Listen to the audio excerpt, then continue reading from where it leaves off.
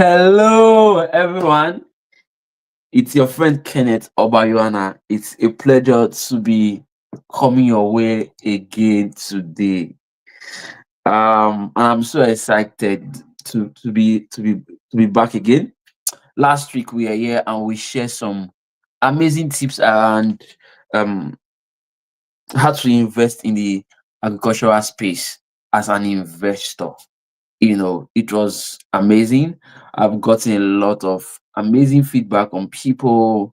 A lot of people have flooded my DMs with questions. um I've gotten amazing feedback from different people who participated in the or who have watched the video, and I'm happy to hear their feedback.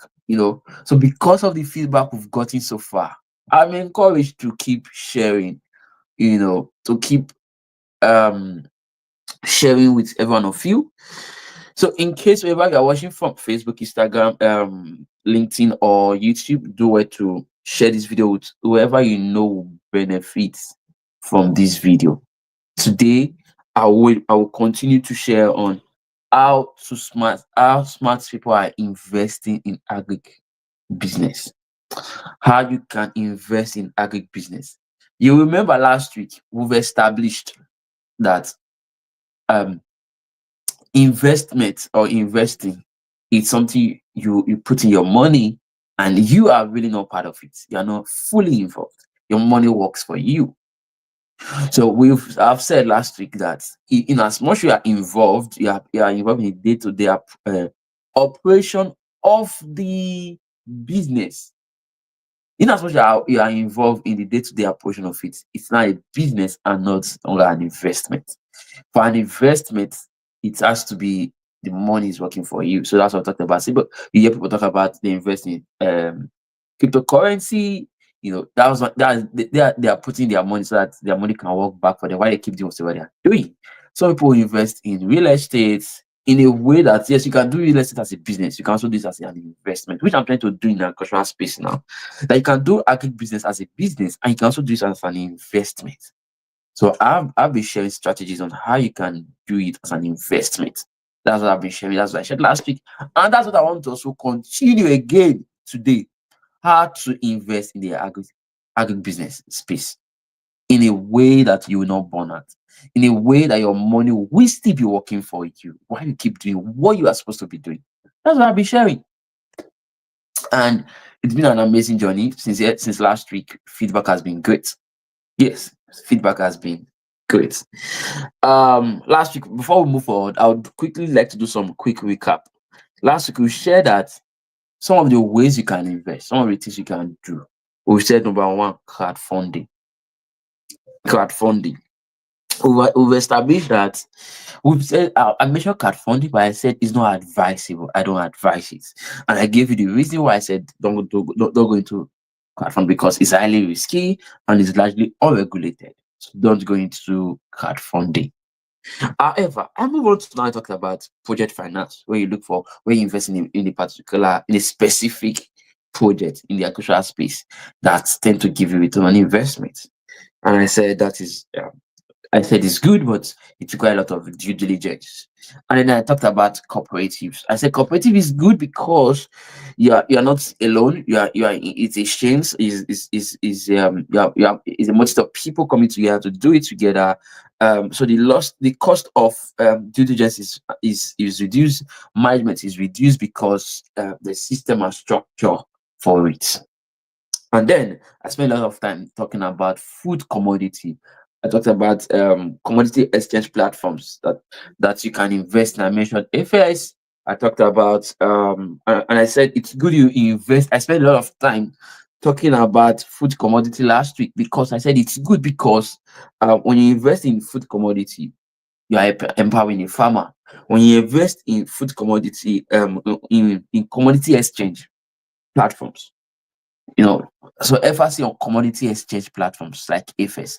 I said when you invest in those kind of platforms, right, it's it helps you.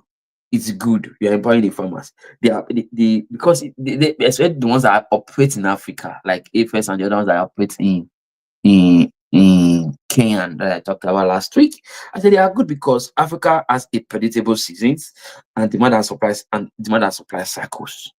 Right. I spend a lot of time explaining how you can make money from how you should encourage you to go and invest in commodity exchange platforms like AFS.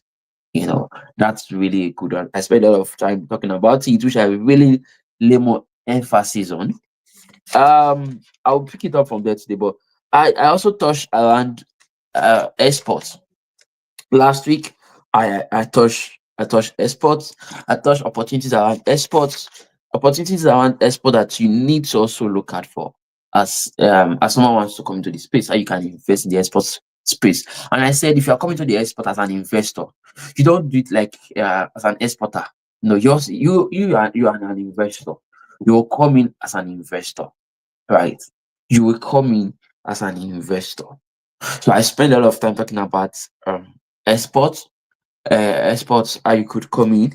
I'm going to try maybe the subsequent seasons. I'm going to bring in an exporter who can talk to us on how we can come in and invest. We're not doing it as an exporter. No, we're not an exporter. We just want our money to go work for us and not become an exporter. No, we don't want to be involved in the day-to-day operations of it. We do our due diligence. I talked about some things you need to check out before you venture into it. But mind you, don't forget, it's very lucrative. People are doing it. Right. A lot of people are doing it. I spend a lot of time talking about exports, how massive the opportunity is there, and how why you should start considering going into it, but not as an exporter. Emphasis, not as an exporter, but as an investor. Yours is just to put in money, you know, yours is to yours is to invest in the people, in the exporter, collaborate with the exporter, you put in your money, and it has to be trusted people. I talked about some checklists to go through to be sure that they are credible, some due diligence you need to do before you can invest in it, right? I also mentioned some few things like which I'm going to pick it up from where I left it from last week, which is this exports. If you want to do it, if you want to go into the export space as an investor and not as an exporter, because you don't have to be doing the day-to-day operations. We are now looking for how to export, how to no, you don't want to be involved in it. Yours is that you're coming in as an exporter, right? So I said you can even help them get a supplier. You can become a supplier. You can link the exporter to a credible supplier. You can link the exporter to a buyer. And I said, if you travel frequently, you love traveling, this one is good for you. If you love traveling frequently, you love traveling to a different part of the world to explore the world. Why waste those traveling? Why you wasting that time? Why you wasting your traveling for leisure? No, a lot of people are making money from their traveling. Stop wasting money on your traveling. It makes your traveling make money for you. And one of the way you can do that is to if you can start attending expos all over the world, agricultural expos all over the world. You can become the representative of the exporter by doing that. That's a massive opportunity. You also that, I travel around the world. When you travel, you can look for agri expos that you can attend, and then while you attend, you're making connections, you're building networks. You're bringing people, a lot of people into your networks, and then from there you can now begin to become like the representative of the exporter, right? You're not the representative of the exporter. You're not their like their representative, which I think is good. Which I think is good, especially if you enjoy traveling. You can other thing you need to do when you travel. You can visit the um I think they call those places chambers, commerce, chambers of commerce. Every country have their own. Nigeria have their own. I think they have Lagos chambers of commerce. Different countries have their commerce. You can go do business with them, like go visit them when you travel to those countries. Those are ways you can begin to build your network. Ask them questions so that they can be able to help you facilitate trades. They can help you facilitate trades on how trades on how you can do trade between, let's say you visit Ghana or Kenya or any of the European countries, and you can go visit their chambers of commerce and ask questions, and now you can do trade with them. By so doing, you can become a representative of those exporters. You can become a representative of chains of exporters because you build network. All you just need to do in that one is that you are building network. But however, when you go that route, based on the definition I told you guys, I'm a lecturer gave to me, right? You are no longer an investor. You're now, a business. You're now running because you're now involved in the day-to-day activities of the business. What these are good ways you can make money from the exporter. You can take a cut or a commission from every buyer or every deal you bring to the exporter. You can get a cut from it. All right. I've talked about how you can join some export cooperatives as they can help you, guide you. I talked about some of them last week. I said you can attend exposition, Agro Expo. You can meet you can meet export cooperative at this event when you attend those Agro Expo events, right? Embassy events are also places you can meet exporters.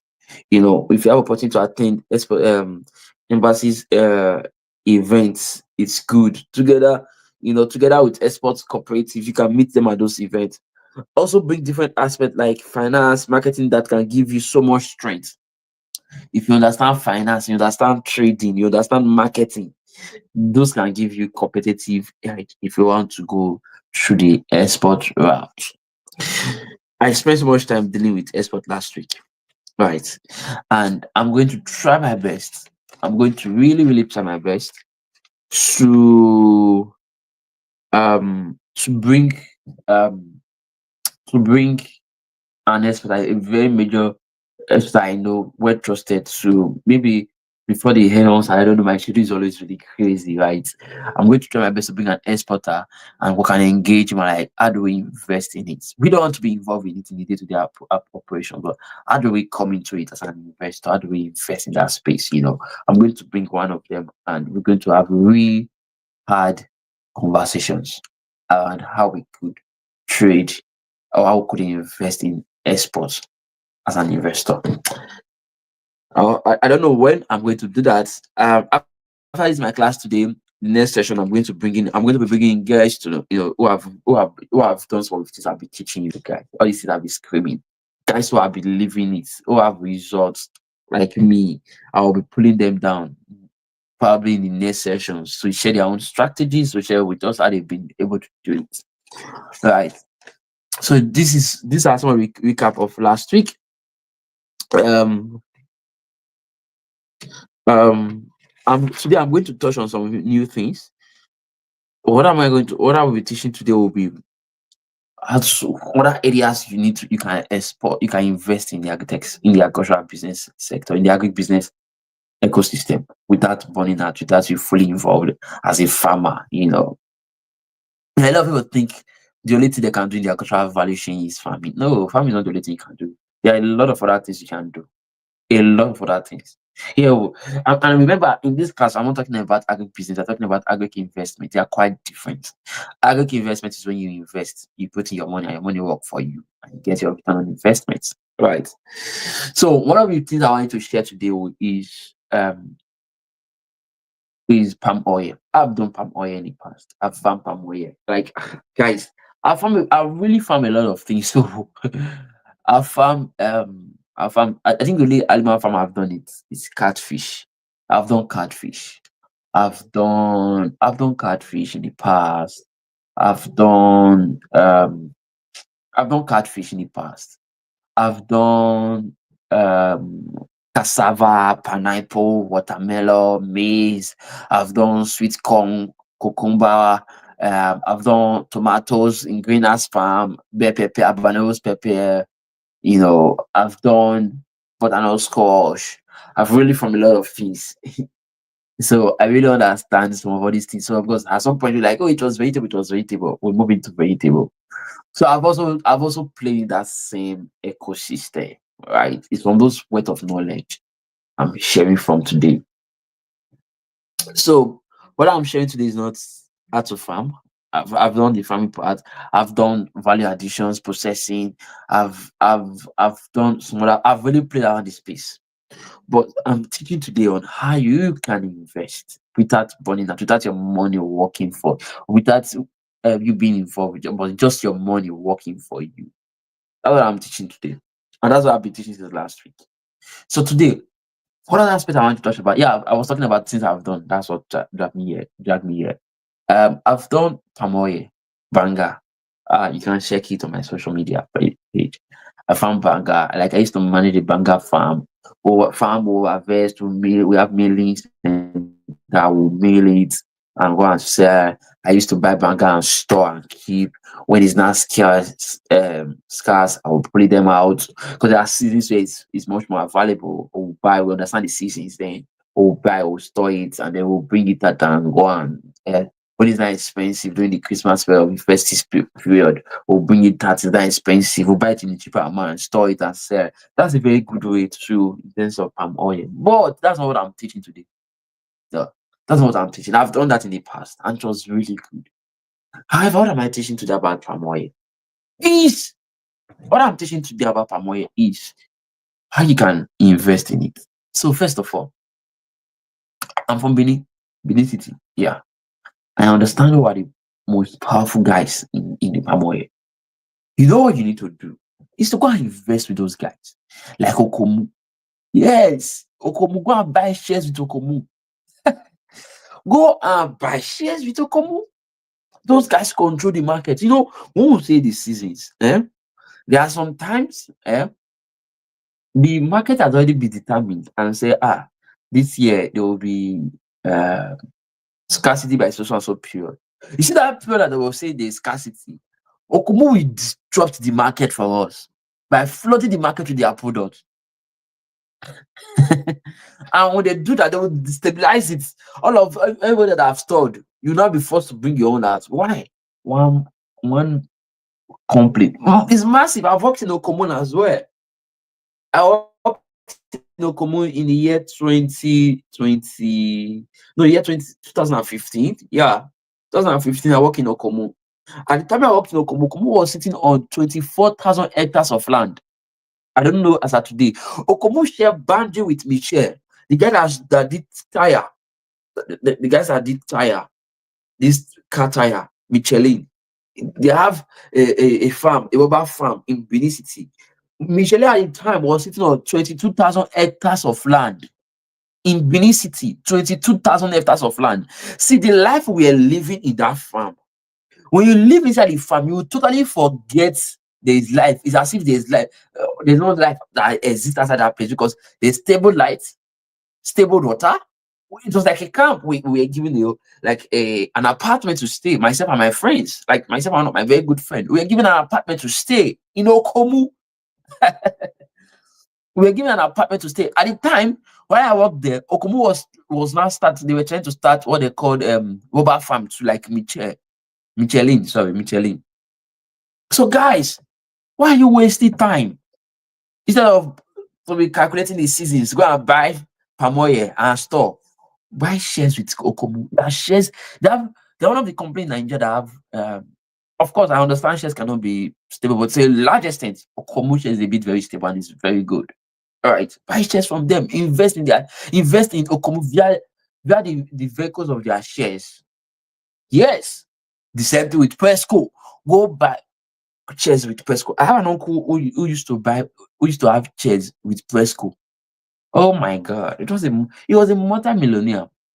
He used to have chairs with Presco. In fact, he used to do a lot of things with Presco. Right, that my uncle used to do a lot of things with Presco. And so one of the interesting thing about this palm oil is that there's no part of it that banger. There's no part of it that is wasted. No part of it is wasted. No part of it is wasted at all. All the part, all everything about Banga is useful. So in Presco that I know, Presco is in my village in Benin City. It's in my village. I understand Presco. I've been there. See Presco. The road to Presco is not that it's good. Like it's not tied, but when you enter Presco, it's different. You will know. Presco does not use. They don't use. They generate their light from their own palm oil. That's how massive the company is. They generate their own lights from palm oil, from the shaft of palm kernel.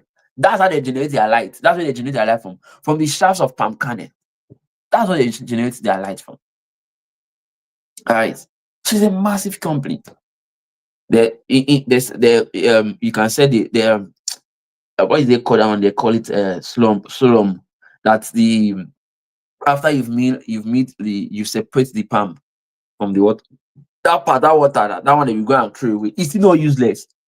In Presco, I know of a company that used to use it, come to buy it from Presco in millions, right? In millions of naira. This is from verified facts. They call that thing slogan. I forgot how they call it. When you meet your palm, the when you move when you to separate the palm oil from the water, that water is still not wasted though. Okomo in Presco, they has a dome where they'll control it to like a waste, but they'll still say that waste. And I think they said that company was using for some cosmetic products. So there's nothing waste that is being wasted. The shaft of the palm of the can after they've milled it, they'll still sell it. Everything about palm is being is useful. There's no part of it that is useless. And you know the what is that I think they started introducing little Presco product to the market. Before now, Presco when they finish refining, they will convert it to granite oil, like into vegetables oil and all that. Yeah, they call it vegetable oil, not granite oil. Sorry, they'll convert it to vegetable oil and all that, and they'll put it like a trailer, like all these diesel trailer, like all those trailer that carry diesel or fuel. They will export those oil to outside the country because it's being run by white. Okume is still owned by white. Presco is owned by white. But I'm not giving them credit because they are owned by white. No. They export. Presco oil is being exported. It's now, maybe a few years recently that they start, maybe 4 or 5 years ago, they started trying to introduce it to Nigeria market. What they were doing is to sell it. Once they finish refining it, they export it and take it out of the country to go and sell. So now, why are you struggling to calculate seasons? And this guy can disrupt the seasons for you. They can disrupt the seasons for you. So Okomu, especially Okomu will just say, oh, they'll just flood the markets with their product, whoever is trying to keep. Instead of struggling to go and be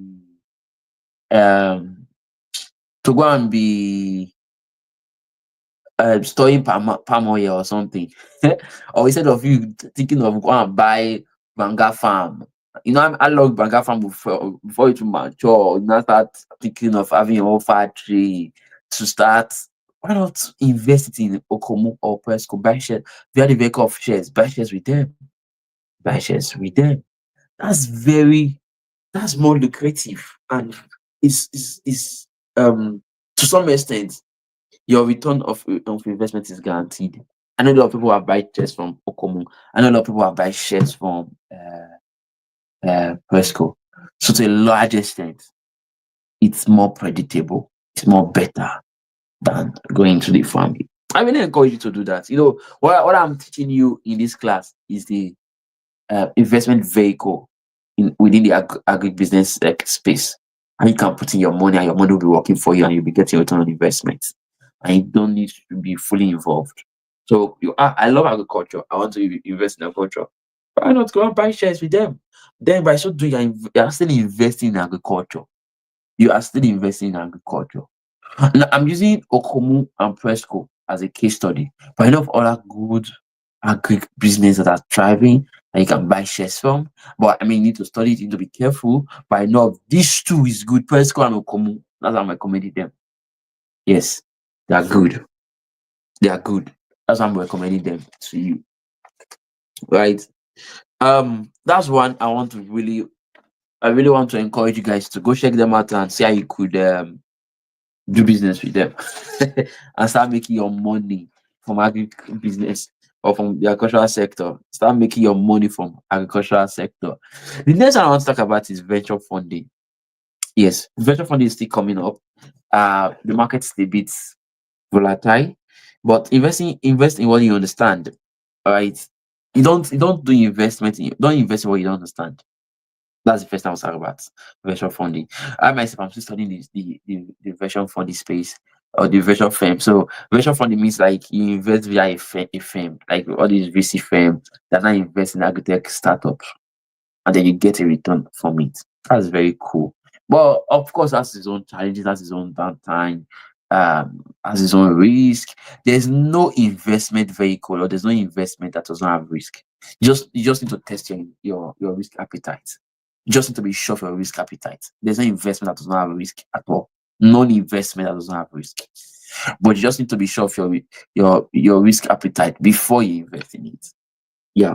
So venture firm are one way you can invest via venture funding or via angel investor syndicates. They call it angel investors, so like angel investors coming together to form a syndicate and they're now investing in the agri tech companies. I mean, Africa is booming. The Western world are seeing it, and we are seeing them moving into Africa to invest in Africa, from the fintech space to the to the ed tech space to the climate tech space, and now to the agri tech space too. So if you have a lot of money, you can put in money there. But however, examine the business model before you put in your money. See, few things I think you should do. I'm going to talk about some few things I think you should do before you put in your money there. Number one, ensure the founders and the managers are credible and competent.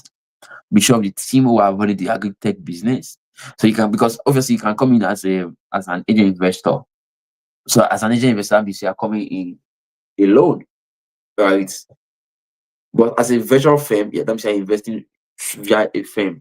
But angel investors, you can do between $8,000 to $10,000 as you're using dollar. Can be even between 1 million to 10 million. Let me use naira, right? But for VC, you need to do way beyond that. Yes. So that's another way you can come in.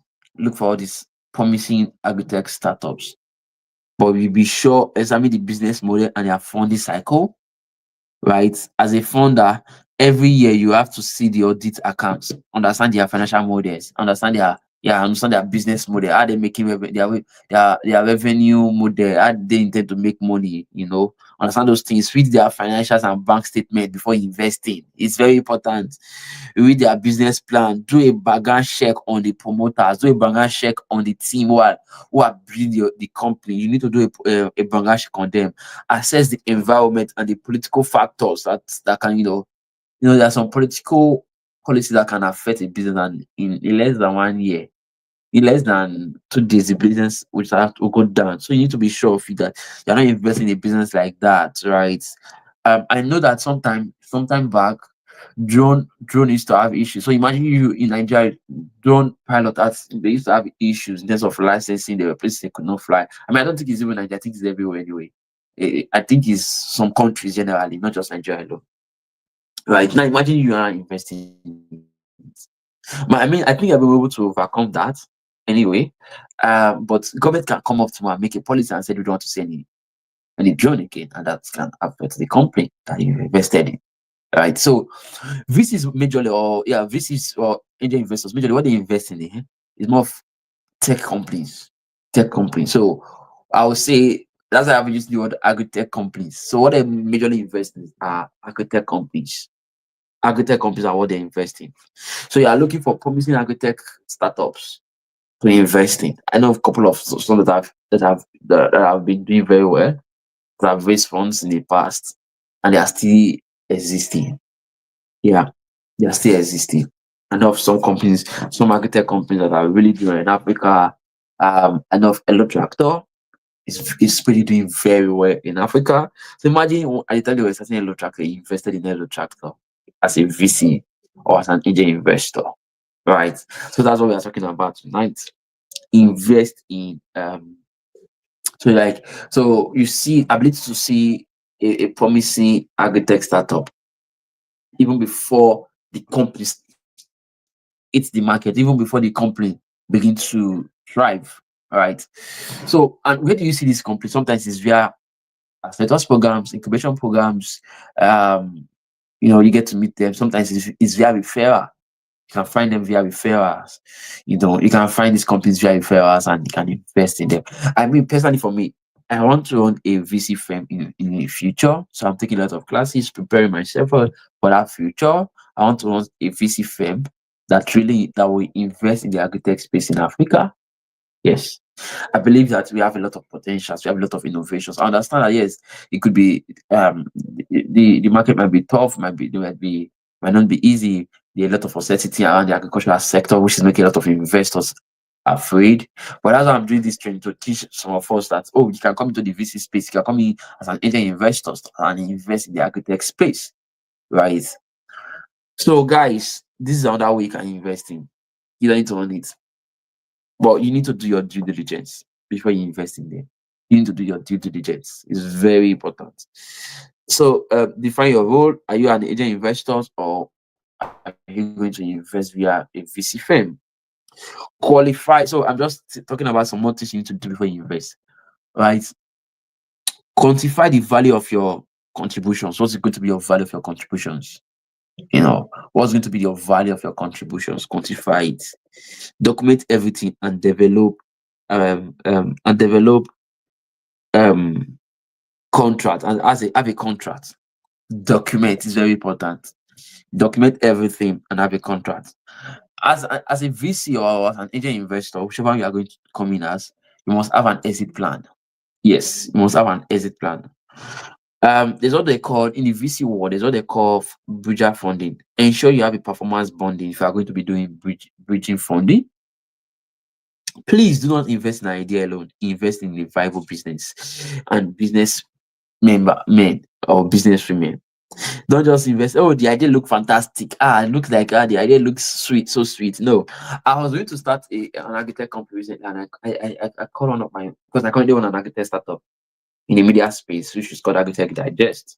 Um, we're hosting an event very soon where I'm bringing in architect startups or architect founders with architect investor. Right, we're trying to say how we can connect them together. So I called it. There was this idea I had. It was very fantastic idea, which I think we should do. But when I reached out to this one of my board of advisor, he sat me down because he has what I was trying to do in another country, and he told me said before you jumped into it, go and do your market research first. Right. So don't just invest in an idea alone. Idea might look fantastic, might look sweet, might look. Invest in a viable business. Is the business viable? Is it profitable? That should be your interest. You're not a donor. It's not grant you are giving, right? You're an investor, so you have to be sure that the business is viable enough. You have to be sure that the business is profitable, so you're not wasting your money. You have to be sure that the idea may be good, but the execution also matters. So you have to be sure of the team who are behind the execution. Are they capable enough to execute it? Do they have enough capacity to execute the idea? Right? These are the things you need to check. Rule of thumb: only invest money you can afford to lose. Don't invest in money you cannot afford to lose. Only invest money you can afford to lose. That's the rule in the world of investments. In the world of investors, you need to invest in things. So there are some investors they can lose $20,000 or even $50,000, nothing into them. But you does not have that kind of risk appetite, even though you have the money. You have to be sure you have that kind of risk appetite. So, as a rule of thumb, right, only invest money in what you can afford to lose. Right. There are a lot of um there are a lot of VC firms around the agritech space. You can look for them and subscribe to them and see how you can invest with them. You can join relevant online group like I won't call some names, but you can join online groups. There are some online community that come together to invest together. Sometimes they call themselves syndicates, but always do your diligence, no matter what. Always do your due diligence. Don't leave your due diligence for anybody. Attend hackathons. Like CC of used to host some hackathons. Do not attend hackathons program, attend accelerators programs, attend all these award events. These are the places you can meet with architect, promising architect startups that you can invest in, right? Attend incubation programs if you have opportunity, like where you are going to do like a business showcasing, or pitch competition. Yeah, those are the places you can see agritech startups, promising agritech startups that you can invest in, right? These are the few things I wanted to share today. I didn't want today's video to be long, but I've been talking about due diligence. Maybe I think I should touch about due diligence a bit, just a bit, so that you can know how to do your due diligence before you invest in it. Right. So for your due diligence, you have to have what we call due diligence checklist.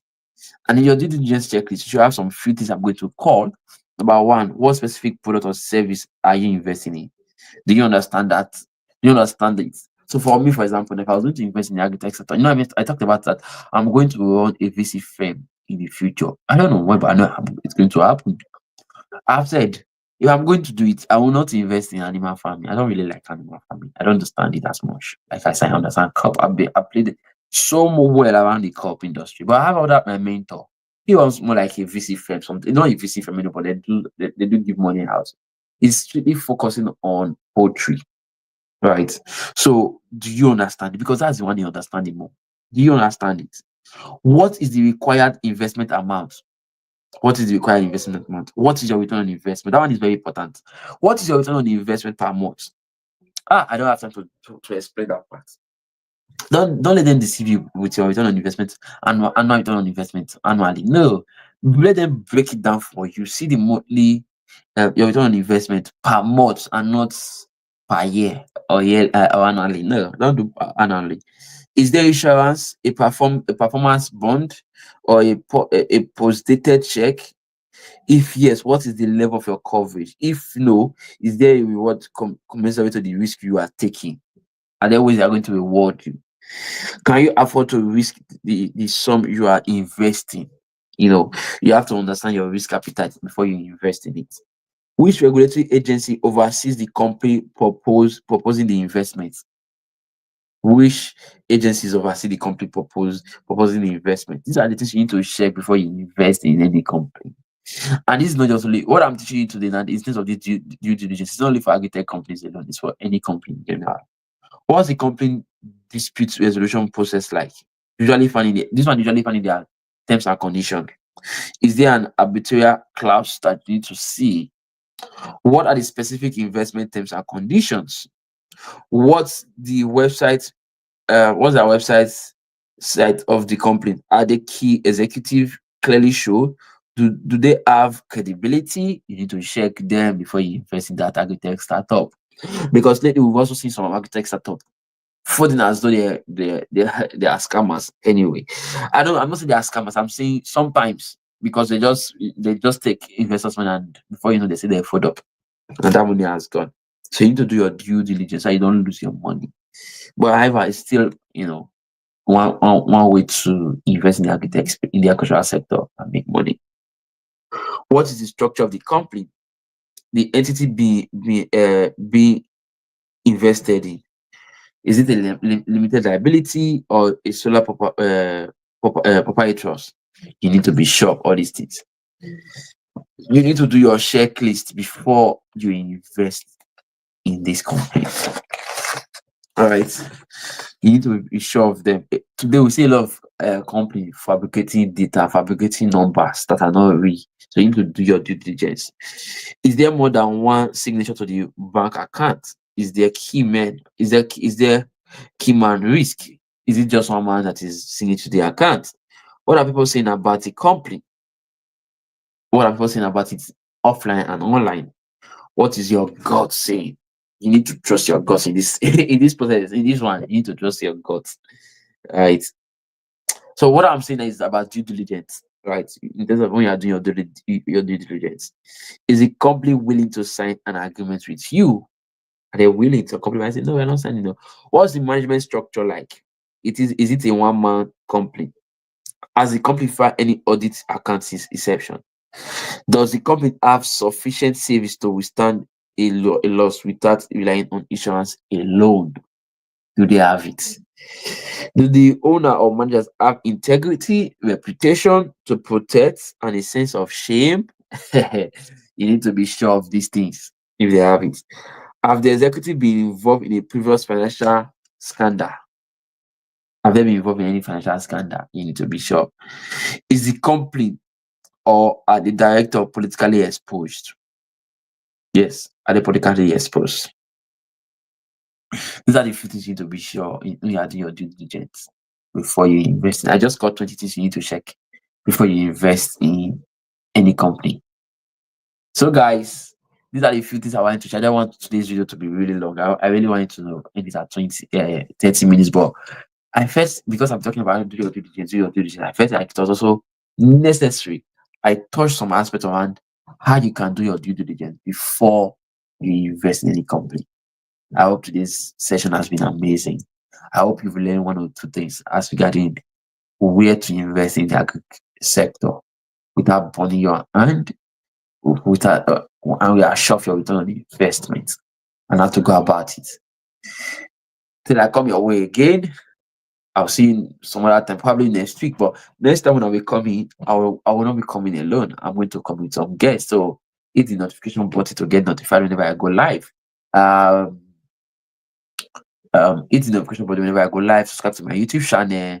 Like this video, so that you can get more good rate. More people can view it and learn some of the things you two have learned today. Next time, I'm going to come with a guest who will also be sharing ways you can invest in the agri business space without burning your hand, without being a farmer. I'm going to be bringing guests who will also teach you some other things that I have not taught you. In subsequent session, I'm going to bring an exporter who also talk to us on how we can export our produce, and how we can come in as an investor, partner with them as an investor. We don't need to we don't need to be involved, right? We don't need to be involved in it. These are the things I'm teaching people. We don't need to be involved in it. And yet we can still make money out of the agricultural industry without being involved in it. Thank you very much for your time today. Thank you for joining me wherever you're joining me from. I really appreciate you. Do well to share some of your feedback with me down my DM or the comment section. I would definitely do it to respond to you. Thank you all for joining me today. I will see you possibly in a week time. Bye.